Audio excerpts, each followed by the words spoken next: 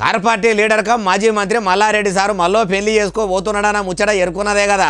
నడేడు దాటినాక మళ్ళా నొష్టికి భాషింగం కట్టుకున్న భార్య కల్పన మేడంని పెళ్లి చేసుకోబోతున్నాడా? ఆ పెళ్లి పేరంటాము ఎంత పెద్దగా ఉండబోతున్నది?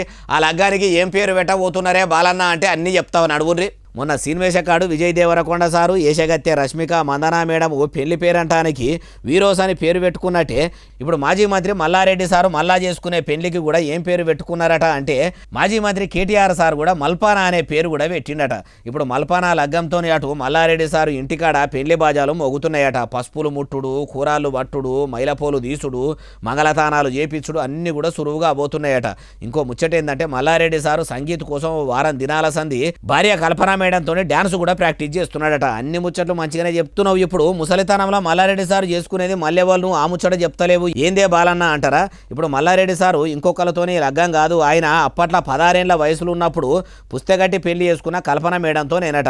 ఇద్దరు కూడా లగ్గం చేసుకుని 50 ఏళ్ళు పడుతున్నాయని ఇప్పుడు మల్లోపారి 3 ముళ్ళ బంధంతో ఒక్కటైతామని మల్లారెడ్డి సారు ఇట్లా పెళ్లి పిల్లగాడుగా పోతున్నాడట.